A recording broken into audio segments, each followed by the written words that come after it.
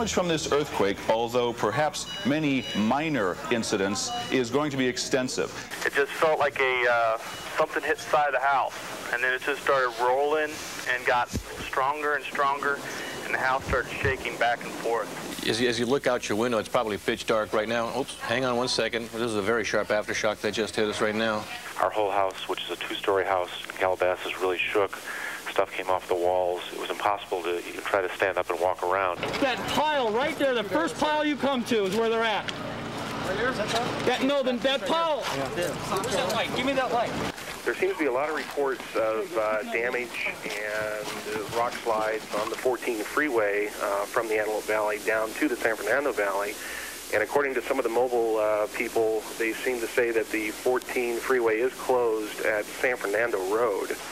Right now, the best we know is that this was an earthquake that came through about 4:31 this morning, lasted about 30 seconds in the strongest hit areas, and preliminarily may have measured 6.5 on the Richter scale. If you're joining us now, you can see on the screen here what to do after an aftershock. If you're inside your house, stay there right now. Get under something sturdy. Certainly don't do what I did this morning. That was to jump out of bed immediately and run in to see what's going on in the house. Stay away from items that can fall off the shelves or break. The big thing is do not panic. Right now, we are collecting lots of information from all over Southern California. We're going to bring it to you as fast and as accurate as possible. We don't want to give you any misinformation. I don't know about you, but I felt a real strong jolt for about 15 seconds as I jumped out of bed to see what the baby was doing, because I have an infant just down in one of the other rooms. I fell as I got out of bed. Did you? And that was about 15, 20 seconds. Yeah. It stopped, and then it started again. But it was a strong jolt, unlike any I've ever felt. The Santa Monica Freeway itself is closed in both directions now, east and westbound at Fairfax. What did you hear? Just a rumble, just a hard rumble, and all of a sudden, smash! It just smashed. And it came down, and everything was just destroyed, just totally destroyed. I have never seen anything like this Yeah, in the freeway Los buckled. Angeles. Yes. The freeway just completely buckled. I mean, it was just horrendous. It just buckled. This is a rather strong aftershock that we are feeling right now at 5:26. You're looking at a live picture. This our is Channel exactly 4 what we were talking seismocam. about.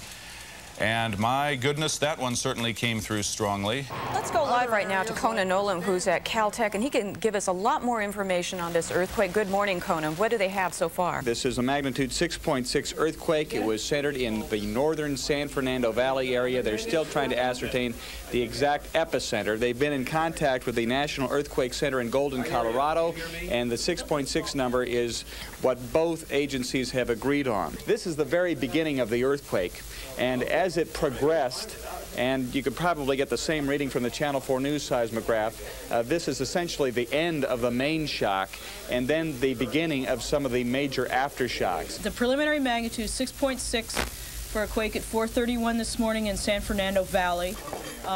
It was widely felt all over Southern California and as far away as Las Vegas.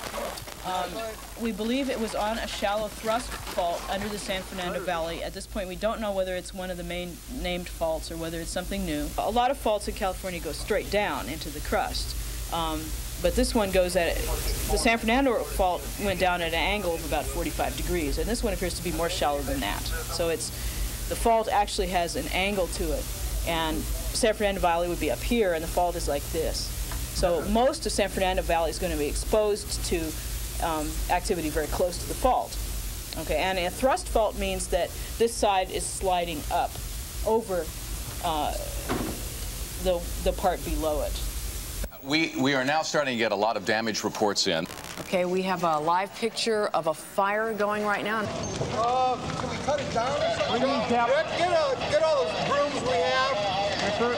And we'll just get up there. Kenton Carl, I'm out here in the San Fernando Valley, where as you've been watching, there is a structure on fire. I'm standing by with one of the neighbors, one of the residents here, who can maybe tell us a little bit more. Ma'am, what's your name? Christine Eubank. And you live right next door to this house? Right. Describe for me what you saw, how this got started. It was in the attic, apparently. At just one corner of the house started flaming up, and we tried to get water on it, but there's no water pressure up here. Were there people home at the time? Yeah, we started screaming waiting for them, and they were coming out at the time. The very latest, Los Angeles Mayor Dick Reardon has just said that he has signed a declaration of local emergency in Los Angeles. That means that government departments in the city of Los Angeles are on a tactical alert this morning. This was a widely felt earthquake. To the north, Santa Barbara and Bakersfield. Reports from as far east as Las Vegas and South San Diego and into Mexico, Carla. Okay, let's find out. This man is actually evacuating people out of the San Fernando area because of what you can see behind us here. If you can pan over, there is a massive fire that's underway here in San Fernando. A number of homes have already been destroyed. People are now evacuating. As you can see, the charred remains of some cars are still in the middle of the street.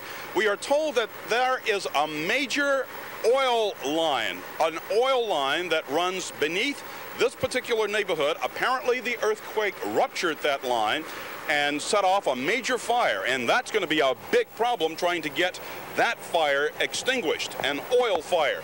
Sir, you were in the neighborhood. Are these some people who are being evacuated now? These are actually the leftovers off of my street. We had a whole busload. Those people have already been taken to San Fernando Park. We're on the second route right now to pick up the rest of the people who need to be evacuated. We came to this location because of the fire, so we figured they would need to be evacuated first. Then the oil was running down here, and you could see some smoke down there, and pretty soon, kaboom, it blew up down there, and it just followed the oil all the way down and blew up all the cars along the street. Explosion after explosion all the way down the street right to the house here. Okay, we can tell you that the I-5 highway and the 14 is damaged. LAX is closed. Now, this is only as a precaution. There is no damage over there, and Metrolink services are closed for this morning. A helicopter report from one scene says that some 30 to 40 homes are on fire around Sylmar, which would be near the heart of this morning's earthquake epicenter.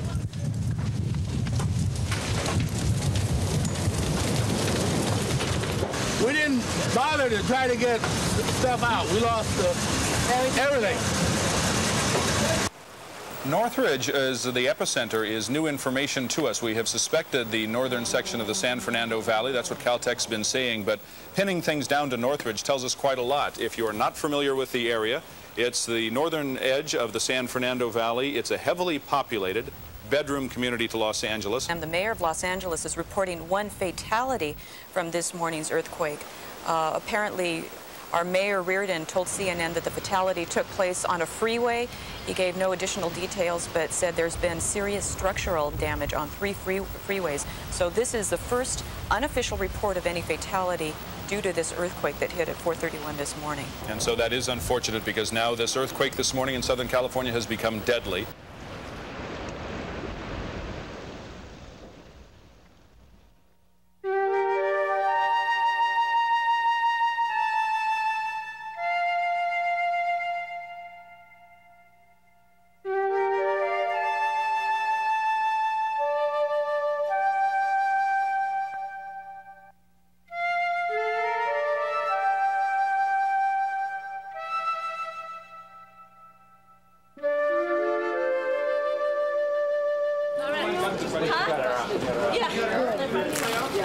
Are you in a car? He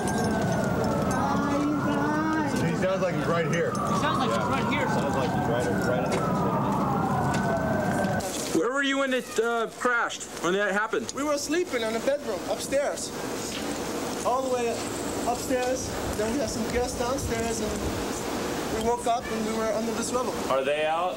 Yeah, we all made it okay. It felt like a big giant just grabbed the building and just tossed it around. I was sitting up watching the news, the early morning news, and it felt like a big giant was just tossing the whole room around. I was scared. I didn't realize what was happening at first. So when I did realize what happened, I jumped between the mattress and the box spring. Mike, take the handful out. Yourself wet with a handful. I have never ever seen anything like this, obviously, in Los Angeles. So I want you to come with me. Lacey Loeb is a neighbor, and he's going to help us. We're going to get up on the freeway, but I want you to take a look at this. The Santa Monica Freeway at La Cienega, totally down, smashed to the ground. We are told that there are 2 cars that are slammed into the concrete up on top, and we're going to try to get up there. Again, this is on the Santa Monica Freeway at La Cienega Boulevard as Laurel Erickson attempts to climb up to the top there that has flattened down to the ground. Laurel, be careful up there. Yeah, we are. Now we're up on top of the freeway. And we can see the damage, the buckling. Thank heavens nobody was on this freeway as they were traveling to work this morning. Okay, Carl, we're here in Granada Hills near the intersection of Rinaldi and Balboa, and behind me you can see there fire and water. Way back in the background we have a major gas main that had ruptured, and right before it, right in the foreground, a water main. It's basically sending rivers of water just basically right down onto, if you will, the 118 freeway. The smell of gas is very heavy in the air, and right in the foreground, we really can't see, but this side of that pickup truck is another gas main right underneath there, and it is bubbling. It is there that the fire department just chased us out of there because the smell of gas is very heavy.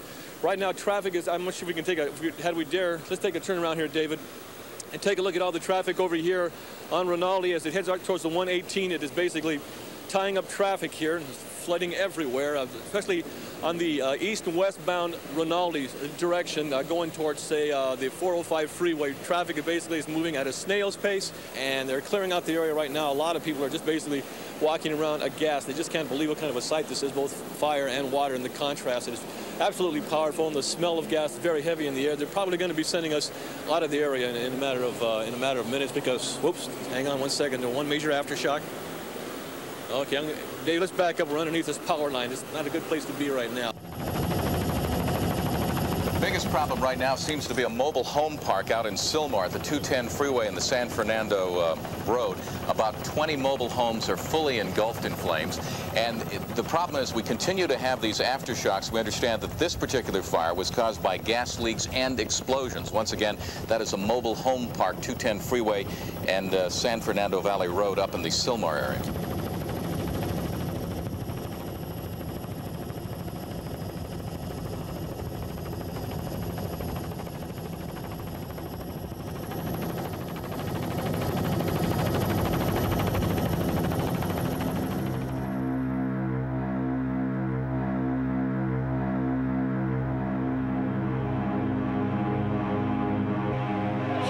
I mean, I know her name if that's what you need. No color.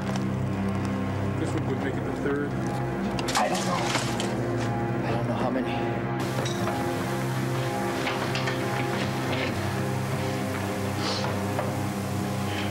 Yo. And clear, what's clear? Bedroom's clear, bathroom's clear. Check closet?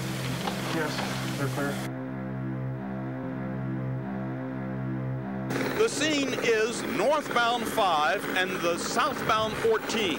The overcrossing of the southbound 14, as you can see here, has actually collapsed and pancaked atop the northbound lanes of the Golden State Freeway. With me here is Phil Wyrider, who is a spokesperson for the fire department in Los Angeles. Tell us, if you can, please, how many fatalities are we aware of at this point? How many injuries at this particular location? We'll just take a look as he talks to us at what's going on out here, please. My understanding, at this time we know we have one confirmed fatality on the scene. We had 2 critical patients which were airlifted by LA County Fire, one of their air squads to Holy Cross Hospital. The fatality is a law enforcement personnel. It's being investigated obviously by the California Highway Patrol and the Los Angeles Police Department. We're looking at about a span of a quarter mile of the southbound 14 connector to the southbound 5, which has collapsed. About 5 or 6 vehicles involved in this area. We do not know if there's any vehicles underneath the connector road bridge area because we can't get underneath there. We did have the 2 critical patients, and then we also have a report of 1 female adult that was from the witnesses saying that she was pregnant. She was also airlifted out of the area, but by what agency, I'm not sure. Now, there's a vehicle that's abandoned. The front of it looks like it has been lifted. Who was in that vehicle, do you know? My understanding from witnesses on the scene just prior to my arrival that it was the female adult I spoke of. She was transported to an area hospital. The other 2 patients were transported. Like I said, LA County Fire took those 2. Carla, right now we've moved location once again. We're on Moore Park now, this time at the scene of an apartment building that has just been condemned by the fire department. Any more movement of the ground, any more shaking can bring this entire building down. We'll continue to show you some of the damage on this particular building as we talk to Rafael and Christina Rodriguez. Just describe where you were, how it happened for you. Well, we were in the bedroom and all of a sudden it just started shaking. The TV fell over, the dresser, everything just started going. The bed started moving. the glass, everything just started falling. I mean, there was people hysterical, and everybody was just in there. A lot of people were stuck. A lot of people were stuck inside. They couldn't get out. We had to kick doors in. We're showing you pictures now of the side of the apartment building on the driveway, where you can see that the building is so badly damaged it's been completely buckled out. You've got cracks, you've got windows broken. Governor Wilson has just signed a state disaster declaration for the Los Angeles earthquake. The declaration then makes Southern California eligible for state emergency help and loans. Wilson is asking President Clinton to make a similar federal declaration. That is the Kaiser Permanente facility that you're looking at now in Granada Hills, and you can see that both sides of that structure have been, well, severely damaged. Fortunately, at the time the earthquake occurred, we understand that there were no serious injuries at all in that facility.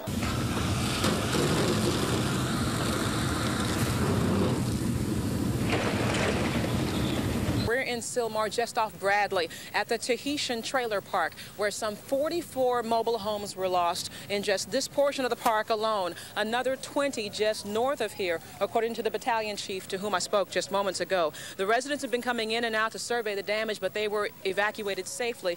Is our understanding. They were all awakened by the earthquake and took off running, stood in the yard and watched the firefighters battle the flames, which began because of a gas leak. You know, the mains that were ruptured underground provoked this fire, and apparently it was a chain reaction beginning on one side of the complex and moving quickly to the other side. I understand from the battalion chief that because of the direction that the winds were blowing in, that fanned the flames and made matters worse. Had it been blowing from the other direction, he tells me they probably could have contained this, but instead 44 homes were lost just in this portion of the complex alone, and another 22 slightly north of our location. Take a look at this resident surveying what is left of her world in Sylmar. This one of 3 mobile home parks that burned in Sylmar, a total of 64 or more mobile homes in all, 40 of them in one park because of a ruptured gas main, it's believed. And this is what she had to wake up to today, because first the earthquake started, and then after the damage from the earthquake, almost immediately fire damage as well. It's just so unfortunate, because this is the true heart and soul of this particular story. This is a story that's going to be repeated dozens of times over around Southern California. This is the loss. This is someone's life. This is what happened when a 64-car freight train carrying hazardous materials derailed this morning because of the earthquake. Now, Southern Pacific Railway says the train was derailed as it traveled between Chatsworth and Northridge, so this very near to the earthquake epicenter. And Southern Pacific is saying no reports of leaks or injuries. Look at this live picture. Yeah, this is Vicki Vargas. I'll get back to another point in a second. Yeah, Vicki, tell us about, it looks like it's teetering, ready to go. This was your home. Yeah. It happened right away at 4:30 this morning. No warning. Everything literally fell on top of you. Is that correct? Correct, yes. How did you manage to get out? Be honest, miracle. That's what I was just telling my friend. You get some extra strength in your cell to get out. Where both of us were bleeding. I was holding my wife. Come answer her before fire starts. And we're crawling again. We're hitting ourselves more and more. And I don't know. I really don't know. But you showed me literally. Let's walk down over here. This white piece, the beam wood ceiling, was the ceiling of your home. Correct. That's the ceiling. In other words, the white one was here, and it collapsed the other way. And you, your wife, and your father-in-law were inside? Inside. 30 years in the same home. You've been through the Sylmar earthquake. Does this even compare to that? No, no way. This is the hospital, which is right next to that Kaiser Permanente building that we showed you earlier, the one which is completely destroyed. What we have here behind me is the emergency room section of the hospital. It's out here in the parking lot. Take a look. We have a number of people waiting for treatment here. Many of them say they were injured during the earthquake. Things fell on them. They were cut walking on glass, a number of broken bones, and that type of thing. One of the women who was seriously injured with cuts on her hands is Sharon Pierce. She was inside. Fabian, if you can turn around and show us Sharon Pierce. She was inside her home. Her first reaction was to get to her 13-year-old daughter. Sharon, tell us your story. What happened? Well, it was, I just turned my TV off, and all of a sudden I heard everything starting to shake, and I just couldn't stand up out of my bed, and all the glass was flying, and I just crawled to my daughter's room to get her, and there was big sheets of glass, I guess, on the floor, and that's where I severed some tendons and things in my hands and my knees, and I had to have some surgery. And I just really want to say that inside they have been incredible. Let's all stay cool. Let's thank God that we have such strong leadership in the city of Los Angeles. We have problems ahead of us, but I feel that we have the type of people that can solve those problems and stay top of everything. I congratulate the citizens of Los Angeles for the cool they've shown so far. Keep it up, and God bless all of you. Right now, I'm just the other side of the parking lot. Take a look behind me. We're going to show you the building just across the way from the Granada Hills Community Hospital. This is the Kaiser Permanente building. This is clinic buildings, doctor's office buildings. Very fortunately, this is not a hospital facility. No one was inside, we're told, when the earthquake happened. Take a look now at some of the damage along the side of the building. You can see it even more dramatically from this angle. The entire building is a complete disaster, an absolute wreck, and will no doubt be condemned as soon as possible. Okay, let's go up to the community desk. I think they have some more information up there. And Chuck Henry, are you manning that desk? Yes, this is not a good story to tell you. This is an apartment complex that you're looking at around the 9500 block of Reseda Boulevard in Northridge. The tragedy here is, and as our helicopter moves around, you're going to be able to see it. You see fire trucks now to the left of your screen as we come around. You'll see some men in yellow jackets working in the rubble. Colleen and Chuck, I'm at the Northridge apartment building where the news is very, very grim. There have been 5 fatalities. If you look behind me, you'll see that the second floor is now the first floor. The first floor of this, there are about 60 apartments here, have been completely decimated. With me is Eric Pearson, who is also an emergency medical technician, but he lived in the building and was here. Eric, come over here. Tell me a little bit about what it was like. What happened? Well, I'll tell you, the building, it was like a bomb going off. The bomb went off, boom, one loud sound, building came up, shook a couple times, 12 feet straight down. Our bed went down, then we went down to the bed. Then the building took a hard tilt diagonally, which basically fused all the doors on the 3rd story of our apartment building. As you can see, the apartment building, it's happened on all 4 sides. It's the same thing. North, south, east, and west, we lost the first floor on all sides. How did you get out? Well, I couldn't get the door open. It was fused. I tried to sledgehammer, couldn't do that. A guy next door was trying to axe. He couldn't do that. So all I did is climb down the side of the 3rd story balcony, put my wife in front of me where my chest is, and climbed down with my hands and took my wife down with me, holding her with one arm. Is there anybody else in there with you? No. Was there anyone else around you that you could hear any voices? No. No one at all? You couldn't hear anything at all? Left side, my roommate. Well, we got your roommate. Okay. But when you heard nobody else in another apartment, what we're asking about? Okay, great. Ready? Okay. Okay, we're coming out. Come on, let's go. Let's go. Come on, let's get some room here. Come on, let's back up, back up, back up. First, let me, if I might, comment on the earthquake that struck Los Angeles and the San Fernando Valley very early this morning. I have spoken with Governor Wilson and with Mayor Reardon by phone. I've assured them that we intend to do everything we possibly can to help the people of Los Angeles and Southern California deal with the earthquake and its aftermath. I ask the American people to remember the people of Los Angeles County in their thoughts and prayers today. It's going to be a very difficult few weeks for them as they try to come through the immediate dangers, and there are still some immediate dangers there, and then the aftermath.